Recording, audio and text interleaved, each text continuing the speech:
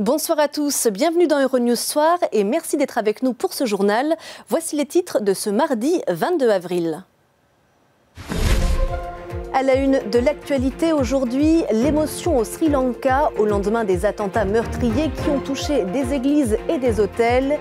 Les autorités qui attribuent ce geste à un groupe islamiste local ont décrété l'état d'urgence. L'heure est au doute après l'incendie qui a touché Notre-Dame de Paris. L'édifice a été sauvé de la catastrophe, mais sa structure saura-t-elle résister à long terme? Élément de réponse à suivre dans un instant. Une fiction devenue réalité en Ukraine. L'acteur Volodymyr Zelensky, qui incarnait un président dans une série, a été élu à la tête de l'État en infligeant un sérieux revers au dirigeant sortant, Petro Porochenko. Et puis en sport, le PSG décroche le titre de champion de France, un 8e sacre dans l'histoire du club parisien qui cumule pourtant les avaries en Ligue des Champions. Au Sri Lanka, le bilan ne cesse de s'alourdir au lendemain des attentats qui ont frappé des églises et des hôtels. Les explosions ont été attribuées à un groupe islamiste local et les autorités ont décrété l'état d'urgence. Le récit de Johan Massar. Nouvelle déflagration ce lundi dans Colombo, la capitale sri-lankaise. L'explosion se serait produite lors d'une opération de déminage selon la police. Depuis dimanche, 24 personnes ont été arrêtées. La police a également retrouvé 87 détonateurs dans une station de bus de la capitale.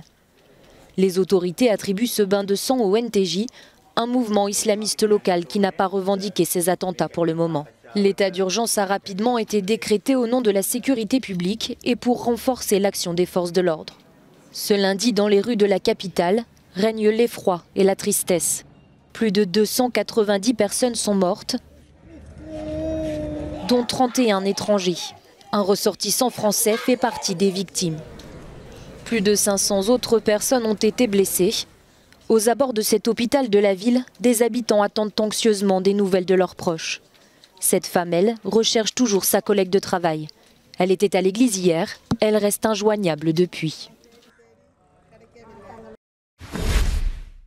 Après ces actes d'une rare violence, les dirigeants de nombreux pays ont exprimé leur indignation et témoigné de leur soutien à la population sri-lankaise. Stéphanie Morbois. Au lendemain des attentats sanglants au Sri Lanka, les condamnations sont unanimes à travers le monde. Scott Morrison, le Premier ministre australien, parle d'une attaque atroce envers des chrétiens et des innocents. Les terribles événements qui se sont produits dans votre patrie, le Sri Lanka, ont porté atteinte à cette beauté, à l'innocence de la vie humaine. Et c'est un jour incroyablement triste.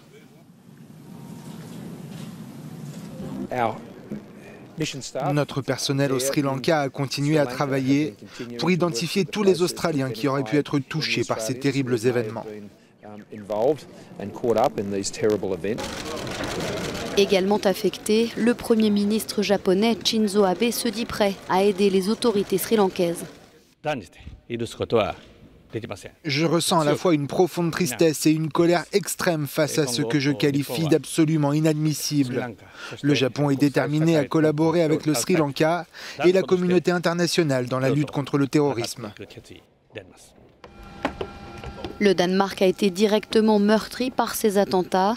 Une équipe d'urgence a été dépêchée à Colombo, la capitale du Sri Lanka. Le ministère des Affaires étrangères a confirmé que 3 Danois ont été tués dans ces explosions. Leurs proches ont été prévenus. Ma sympathie la plus sincère va aux familles de victimes danoises. Je n'ai simplement pas de mots pour l'épreuve qu'ils doivent traverser.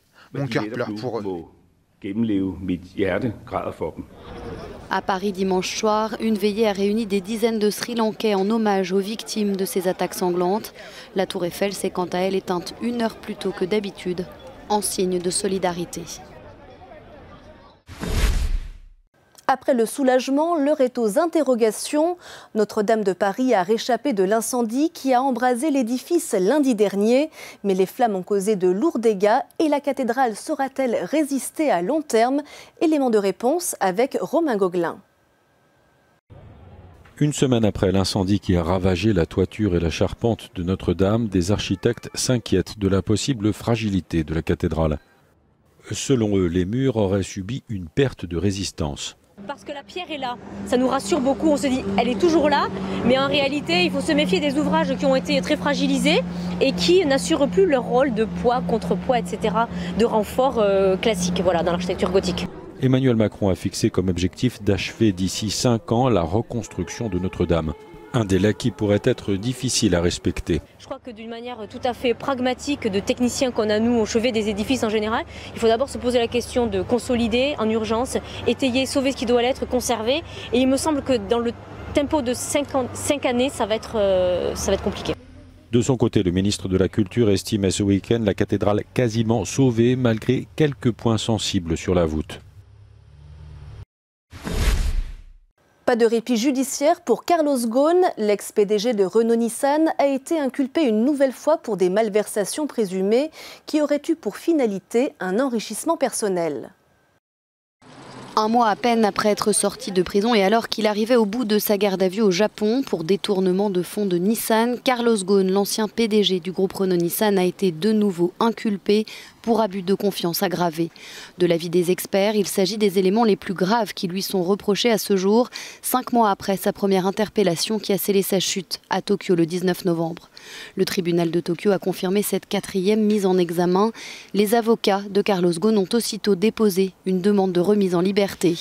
Le feuilleton judiciaire se poursuit donc au Japon pour l'homme d'affaires de 65 ans. Depuis sa réarrestation le 4 avril à son domicile de Tokyo, un mois à peine après avoir quitté la prison sous caution, Carlos Ghosn était interrogé sur des transferts d'argent émanant de Nissan à un distributeur de véhicules à Oman. Selon le bureau du procureur, sur un total de 15 millions de dollars versés à cet intermédiaire, entre fin 2015 et mi-2018, 5 millions ont été utilisés à des fins d'enrichissement personnel. Dans un communiqué, Nissan a annoncé une action en justice réclamant des sanctions d'une sévérité appropriée face à ce que l'entreprise qualifie de faute totalement inacceptable.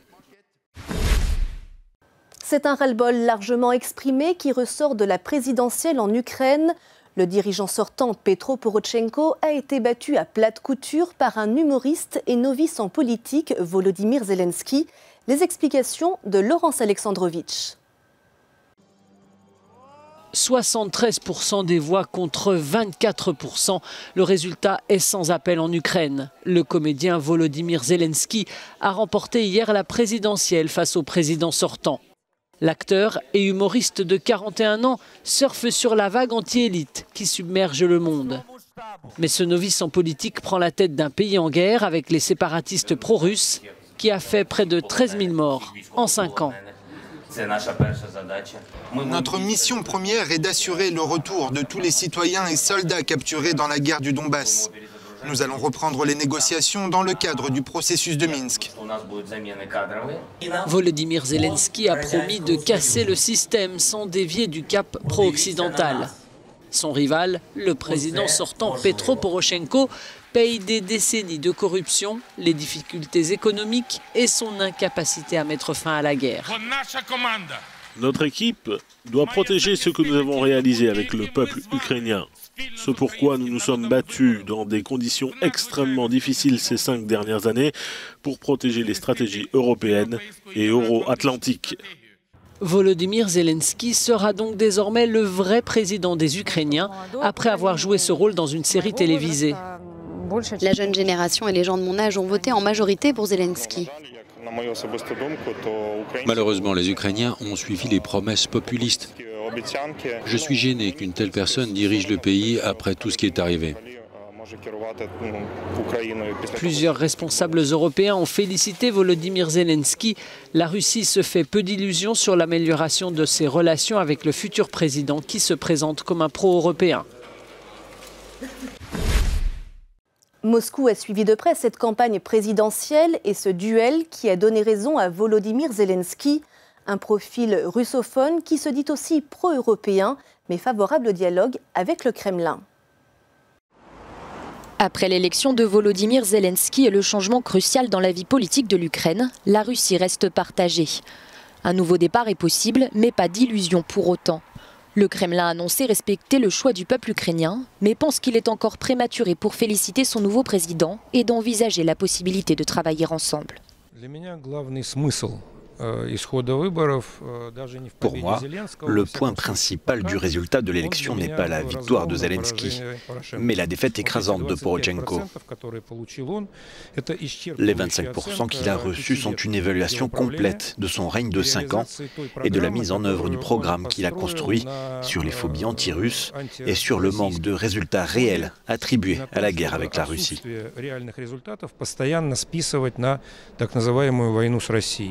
Le nouveau président ukrainien apparaîtrait plus conciliant avec Moscou, mais reste fermement pro-occidental. Il est favorable à l'adhésion de son pays à l'Union européenne et à l'OTAN. Il a toutefois exprimé dans un discours vouloir relancer le processus de paix impliquant la Russie dans l'est de l'Ukraine. Je prends bien l'élection de Zelensky parce qu'il doit y avoir un roulement du pouvoir et une rotation des candidats et bien sûr des politiciens dans les institutions de l'État. Rien ne changera, c'est juste un changement de décor. Celui qui il y a 5 ans était aimé par des millions de personnes est maintenant détesté. Et cela laisse place à un nouvel homme adoré de millions de personnes aujourd'hui et qu'ils détesteront certainement dans 5 ans. Artiste reconnu en Russie, Volodymyr Zelensky s'exprime principalement en russe et n'a pas fait campagne sur des sujets identitaires comme la langue ou la religion. De l'écran à la vie, Zelensky entre sur la scène politique. Les premières pages des journaux russes sont consacrées aux principales nouvelles de la vie politique ukrainienne. Beaucoup citent l'appel de Volodymyr Zelensky adressé à l'espace post-soviétique pour regarder l'Ukraine et voir si tout est possible. De nombreux politiciens russes pensent que cette victoire ne signifie qu'une chose, l'échec complet de la rhétorique anti-russe de Poroshenko.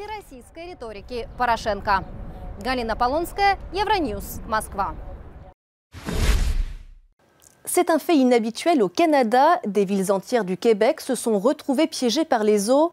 L'armée a été appelée en renfort pour aider les habitants à faire face aux inondations de ces derniers jours. Arnaud Richard.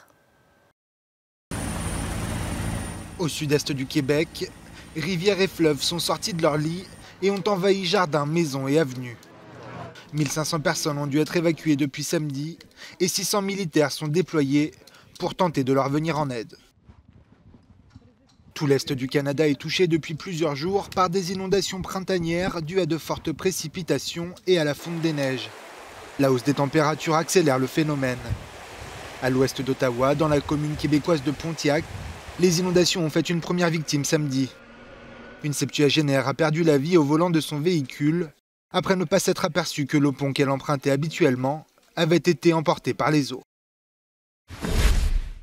C'est une avalanche qui a bel et bien coûté la vie à un groupe d'alpinistes dans les sommets canadiens de l'Alberta. Les recherches ont permis de lever les derniers doutes sur le sort de ceux qui étaient pourtant des grimpeurs chevronnés. Romain Gauguelin. Les autorités canadiennes ont annoncé avoir retrouvé les corps des 3 alpinistes portés disparus mardi et qui étaient présumés morts à la suite d'une avalanche. L'Américain Jess Ross Kelly et les Autrichiens David Lama et Hans-Jörg Auer étaient considérés parmi les meilleurs de leur génération. L'accident a eu lieu alors qu'ils tentaient d'escalader la face est du col House, un sommet difficile des Rocheuses canadiennes entre l'Alberta et la Colombie-Britannique. Les recherches aériennes pour retrouver les 3 sportifs avaient dû être interrompues en raison d'avalanches et de conditions dangereuses. Jess Ross Kelly venait de la côte ouest des États-Unis, il avait 36 ans et il avait fait l'ascension de l'Everest avec son père alors qu'il n'avait que 20 ans. David Lama et Hans-Jörg Auer avaient 28 et 35 ans. Ils étaient originaires du Tyrol et reconnus l'un comme l'autre comme 2 des meilleurs alpinistes du moment. Enfin, un mot de sport avant de refermer ce journal. Le PSG a décroché hier le titre de champion de France. Une victoire qui ne parvient pas à faire digérer l'échec du club parisien en Ligue des Champions. Arnaud Richard. Le Paris Saint-Germain s'est offert ce week-end son 8e titre de champion de France au terme de la 33e journée. Un titre attendu en Ligue 1, tant Paris version Qatari domine le championnat, malgré une deuxième partie de saison marquée par l'absence de Neymar, blessé au pied. Une star convoitée, tout comme le prodige Mbappé, devenu le plus jeune joueur à inscrire 30 buts en Ligue 1 au cours de la même saison. La rumeur de son transfert au Real Madrid est persistante. Le président m'a dit toujours la même chose, qu'il reste pas d'occasion pour aucun club d'acheter Kylian cet été. Et pour ça, j'étais toujours convaincu qu'il reste notre joueur. Paris aura bien besoin de son attaquant s'il veut s'imposer la saison prochaine en Ligue des Champions, le joyau qui manque à sa couronne. L'équipe, sortie par Manchester United de cette édition, s'avère incapable de passer le mur des huitièmes de finale depuis 3 ans. De quoi susciter l'impatience des supporters, malgré la domination nationale de Paris. Ça c'est bien, maintenant il faudra gagner la Ligue des Champions l'année prochaine. Parce que ça reste quand même ça l'objectif. Donc voilà, on attend ça avec impatience pour l'année prochaine. Nouveau lot de consolation à la portée du PSG, la Coupe de France dont le club disputera la finale samedi face aux Bretons du Stade Rennais. En attendant de rêver plus grand. C'est la fin de cette édition préparée par l'équipe francophone. Merci à vous de l'avoir suivi. Vous pouvez retrouver toute l'actualité sur notre site et sur les réseaux sociaux. Très belle soirée à tous.